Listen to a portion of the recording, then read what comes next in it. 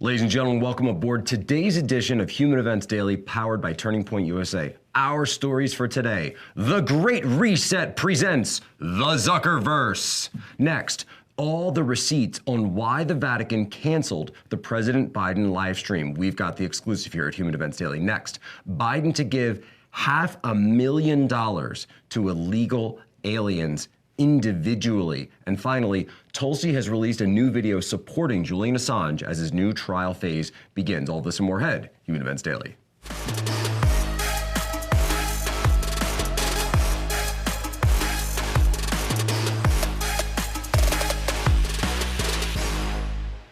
The Great Reset presents the Zuckerverse. Sign up now while pods still last.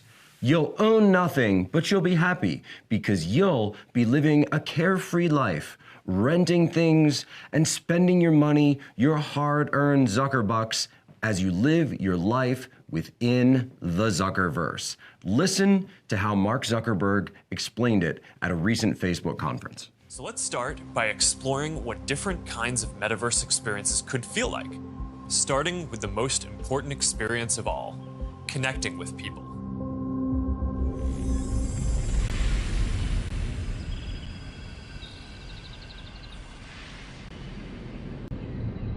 Imagine you put on your glasses or headset and you're instantly in your home space. It has parts of your physical home recreated virtually, it has things that are only possible virtually, and it has an incredibly inspiring view of whatever you find most beautiful. Hey, are you coming? Yeah, just gotta find something to wear.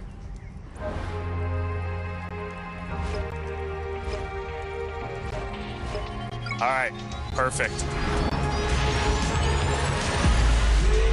Boy. Oh, hey, Mark. Hey, what's going on? Hi. What's up, Mark? Whoa. So it's pretty clear what's going on here. The Zuckerverse is the wing of the Great Reset that's designed to distract you from the BlackRock wing of the Great Reset and what they're up to. The fact that they're buying everything, they're buying all the real estate, they're buying all the single-family homes, that Bill Gates is buying up all the farmland. But it doesn't matter because you'll know nothing and you'll be happy, but you'll be distracted. This is the ultimate bread and circuses. You will be plugged in to the Zuckerverse. This is how they achieve Elysium. Remember Elysium, the movie? This is how they achieve it, by plugging you in to the program, getting you hooked up to the Zuckerverse. You're going around, you're doing everything, and it doesn't matter. It doesn't matter the squalor you live in, right? Ready Player One, propaganda. That is not how it's, well, actually, remember this, if you saw Ready Player One, the guy lived in, they called it the stacks, and they were just trailer parks where the trailers were, stacked upon each other. That's going to be the world. The elites, they won't live in there. They'll live in the beautiful, wonderful Elysium. But you, no. So listen to transhumanist Yuval Harari talk about how you're not a person anymore. You're not a spiritual being. No. You're a hackable animal. His term. Governments and corporations, for the first time in history, have the power to basically hack human beings. There is a lot of talk about hacking computers, hacking smartphones, hacking bank accounts, but the big story of our era is the ability to hack human beings. And by this I mean that if you have enough data and you have enough computing power, you can understand people better than they understand themselves, and then you can manipulate them in ways which were previously impossible. And in such a situation, the old democratic system stopped functioning. We need to reinvent democracy for this new era in which humans are now hackable animals. The whole idea that humans have, they have this soul or spirit and they have free will and nobody knows what's happening inside me. So whatever I choose, whether in the election or whether in the supermarket, this is my free will, that's over. Yuval Harari, by the way, and he wrote the book Sapiens, good book, I read it. He's a contributor at the World Economic Forum. So your free will is gone. Your human agency, gone. Who you choose in the election or what you choose at the supermarket, gone. No agency, no choice, no belief, no connection to the transcendent, no ethos, no God. You live in the Zuckerverse. You are a hackable animal. This is the future that the Great Reset is pushing.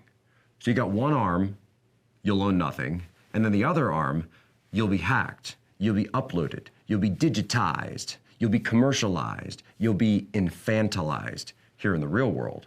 But everyone else, the elites again, they will live in Elysium.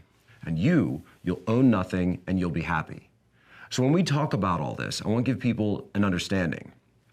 We are talking about the future and we are talking about the near present term. This is what you need to fight. This isn't liberal, conservative, it's not any of that stuff. It is, are you pro-human or are you pro-transhuman? That's the way all of this is heading. Joe Biden visiting the Vatican. You know, I say Joe Biden is just as Catholic as Admiral Rachel Levine is our first female admiral. You know, what can I say? So everybody's asking about what's going on. Why did they drop the live stream from the White House at the Vatican? Why was there this breakdown, no live stream? There's this little sort of, I'm gonna hand a coin ceremony, but why did they drop this full live stream and why did the Vatican restrict access? So I have information, this isn't necessarily a Shade War update, but I have information from a member of the White House advance team specifically telling you, as a Human Events Daily exclusive, what went down between the White House and the Vatican. I'll read it to you. The White House advance team and Vatican advance team had last-minute disagreement over shooting angles, moving in for sound bites, cutoff time for live footage, and a plethora of other choreography-related issues. And I said, what did you mean? Advance team wanted sound bites. Biden had a few lines memorized, and they wanted the Pope to say something specific in response to those lines, plus specific camera angles. It was supposed to be playing it up for Catholic America. The Vatican said, you'll get what you'll get, but we aren't going to do these movie sequel scenes. The advance team said no. Vatican said, fine, no live footage at all. Obviously something that should have been brought up in advance. He was going to thank Francis for praying for America, and then Biden was going to say that he's working hard to bring prayer back into the American way of life in the midst of these trying times. He was also going to tell Francis his favorite verse and all that soundbite stuff. They were hoping that Francis then would say something in response to him that could be seen as the Pope's endorsement of Biden as a true Catholic. So you get it? They wanted to do all this stuff to set up Biden because of his issues when it comes to the question of abortion. So I'm going to play two clips for you right now. Let's go back to 2015, before the first time Biden met the Pope, what he was saying about how this Pope being so welcoming, and then a clip from Jen Psaki just recently. The thing I love about this Pope, I got to meet him when I went to his, quote, inauguration. I always thought it was an installation, but the inauguration. And the Pope reached out like this and he grabbed my hand. He said, I know, Mr. Vice President, you're always welcome here. That is the message he's sending to the world. That is the tone he's striking everywhere, isn't it? Absolutely. That's why he's the single most popular figure in the world today. And not just in Catholic nations, across the board. Go ahead, Owen. I said you go. Sorry. Go ahead. And then I'll go to Alex next. Go ahead. Thank you. As you know, millions of Catholics will be watching when the President and Pope Francis meet. Yeah. The White House has said they will discuss working together on efforts grounded in respect for fundamental human dignity. Question 1, will that include the human dignity of the unborn? Well, Owen, as you know, although you ask me most often, if not every time, about abortion, but I will say there's a great deal of agreement. Let me finish my answer. There's not, you can ask anything you want, but what I wanted to note, since you follow this closely, is that there's a great deal of agreement and overlap with the President and Pope Francis on a range of issues: poverty, combating the climate crisis, ending the COVID-19 pandemic. These are all hugely important, impactful issues that will be the centerpiece of what their discussion is when they meet. The President has met with him. This will be their 4th meeting. We expect a warm and constructive dialogue. You are familiar with where the president stands. He's somebody who stands up for and believes that a woman's right to choose is important. Understood. The But Pope has has spoken said- differently. and the I Pope have has just said that- outlined for you what the focus of the meeting will be. I think we're going to have to move on. Alex, go ahead, Alex. Owen, I answered your question. Alex, go ahead. Owen, I answered your question. Go ahead, Alex. Abortion is murder, and it's like hiring a hitman. Does the president agree or disagree with that? You know that the president believes in a woman's right to choose. You're very familiar with this issue. We've spoken about it many times. So you get it, right? This White House understands that they have a huge problem with Joe Biden running around saying that he's a devout Catholic, but the guy supports abortion. His entire administration supports abortion. Jen Psaki is up there saying again and again, won't even answer the basic question that he supports abortion. And by the way, Pope Francis should say something about that as well, that you have a president of the United States, one of the most powerful world leaders, who is someone who says, I'm a Catholic, I'm a Catholic, I'm a Catholic. And I say this as a fellow Catholic, that he should be corrected on his false doctrine and on his false preaching of the Catholic faith. This is something where, politics aside, if you are going to be a public leader and say that you are Catholic and say that you are a devout Catholic at the same time and make that a huge part of your appeal, then you must uphold Catholic teaching. And that, of course, includes pro-life and the protective rights of the unborn. It's as simple as that. This is totally clear from Catholic catechism. This is totally clear from canon law. There isn't a question about this. But let's be fair, folks. That's not what's really going on. This is a chance for President Biden. He's on his farewell tour. He's just going around having fun, gonna go talk to the Pope, gonna go do this, go do that. The guy has no influence in Washington, D.C., couldn't even get his spending bill passed. He's not the one in control. And we've talked about the White House shade war. He's America's Yeltsin. This is a thank you for your service. Here's a nice whirlwind world tour. Here's your Rolex watch, up until they hold his hand and they walk him out of the White House together with Jill. Massive headline from the Wall Street Journal. The United States is in talks to pay hundreds of millions to families separated at the border. Isn't that nice? The government is considering paying payments of $450,000 per person affected by the Trump administration's zero-tolerance policy in 2018 for asylum seekers illegally crossing the border. Listen, I love the way they phrase this, right? Asylum seekers illegally crossing the border. Now remember, the Wall Street Journal, right? People will say, oh, the Wall Street Journal, they're conservative, they're good, right? Remember, the Wall Street Journal, it's right in the name. It is the Journal of Wall Street. This is corporate America's mouthpiece outlet. So corporate America, right, they want more illegal aliens coming across. They want that completely turned on. Why? Cheap labor. This is what the illegal immigration issue is all about, right? It's all about cheap labor for big business and votes for Democrats. It's as simple as that, right? That's why you have this alliance of people who wouldn't necessarily be involved in, you think, wait a minute, I thought Democrats were against big business. I thought big business was Republican. All that's changed. And this is the issue where you can see the lines crossing. That's where you see the lines crossing. That is why in 2016, when populism came around, it's also why, by the way, a lot of the labor unions, the actual workers of this country, when they came around to looking at it, and they said, and of course the leaders of the labor unions, right, you can just throw them out the window because they're of course not going to do what's good for the actual workers. But the workers understood this issue. And that's why illegal immigration and the issue of illegal aliens coming across the border was such a big deal. It's the same issue as well because they compete for those jobs. They compete and they bring wages down for American workers. It's as simple as that. It's the same deal when we talk about China. Now go and look at what this is doing. Look at what this is turning on in terms of the massive caravans that all of a sudden have continued yet again. It's like they were turned off for a while. Now it's back on under President Biden. Take a look at this incredible, really incredible video from Oscar El Blue, Tapachula, Mexico, interviewing the leader of the latest caravan coming up. What is your opinion of me? Of the Biden administration saying that this is not a crisis? This is a humanitarian crisis and you know it. What is your opinion on that? I think they're just on denial of their own fault. They haven't been able to handle immigration if I tell you the truth, I believe at least with Donald Trump, we knew what we had. With Biden, we don't know. He doesn't seem to have a clue what to do with immigration, because he says one thing and does another. And then tell me something different that Joe Biden has done. He promised immigration reform, he hasn't done it. He promised he was gonna take care of the migrants of Assad, he hasn't done it. He keeps every single line, resorting to every, I mean, it's Donald Trump 2.0. So you hear what he said.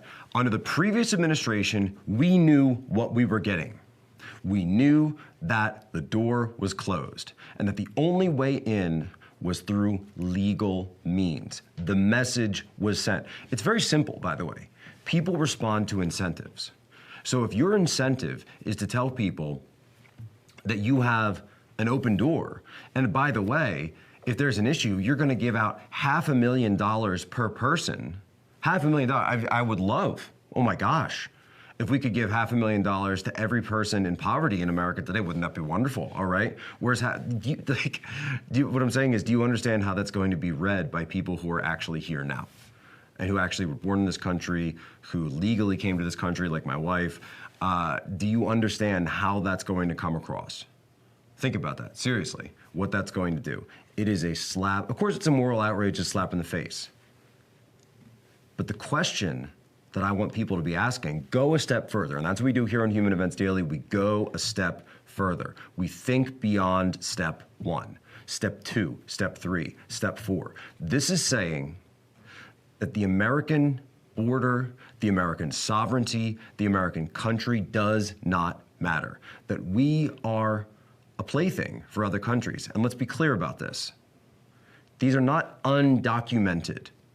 They do have documents, they do have citizenship of foreign countries. They are foreign citizens, members of their home country. Let's get into the next story. Tulsi Gabbard, someone who's kind of known for being a heterodox thinker, right? She torched Vice President Harris during the debate stage in 2019 on the debates, and then she went in. Now, she herself was not successful running for president, but she's now become known as something of a figure that sort of straddles both lines, because she's not necessarily a conservative, but she's definitely not a leftist either. I would go so far as to say that she's a nationalist populist. She's someone who supports America. She also supports the little guy, and she stands up for many things which she believes are right. And she does so, by the way, as an Army officer. I believe she just got lieutenant commander, so that or lieutenant colonel. So this is huge. This is really huge. So thank you very much for Gabbard on this. Video she just cut in support of Julian Assange. The increasingly authoritarian Biden-Garland administration is doubling down on its crusade against our constitutionally protected rights, our freedom of speech, freedom of assembly, freedom of the press, by continuing their vindictive, retaliatory crusade against Julian Assange. Now, if they succeed in this, this will be yet another nail in the coffin of democracy here in our country and around the world. So what's going on? What's the situation? From BBC, WikiLeaks, U.S. begins legal appeal to extradite Assange. Lawyers from the U.S. have told the High Court, now he's currently in the U.K., right? And the U.S. is trying to extradite him here. The Biden administration Justice Department is trying to extradite him to hold him up for crimes he was indicted last year relating to the leaking of classified documents from the U.S. Army during the Iraq War. But a lawyer last year said no extradition. Why did they say this? So this is the appeal that's going on. Lawyers for the United States have told the High Court that the judge who blocked Julian Assange's extradition was misled by his psychiatrist. The United States government is starting a legal appeal to try to get the WikiLeaks founder extradited. In January, a British court ruled that Mr. Assange could not be extradited to the U.S. due to concerns over his mental health. Assange is wanted over the publication of thousands of classified documents, 2010-2011, that revealed how the U.S. military had killed hundreds of civilians in underreported incidents during the war in Afghanistan, while leaked Iraq war files showed the 66,000 civilians have been killed and prisoners tortured by Iraqi forces. The district judge overseeing the appeal ruled that he could not be transferred to the U.S. because he was unwell and could take his own life. Now remember, Assange had been living in essentially solitary confinement in the Ecuadorian embassy of London for many, many years. He's now held in Belmarsh prison. Here's my take on all of this. They want Assange arrested, indicted, and imprisoned for releasing classified information. But under the First Amendment, isn't that the same thing that the New York Times, the Wall Street Journal, and the Washington Post do every day? Steven Spielberg and Tom Hanks made a whole movie out of this. So that is the question here. When is it okay to do journalism and when is it not? Who is protected and who is not? Are we going to apply the same standard to everyone?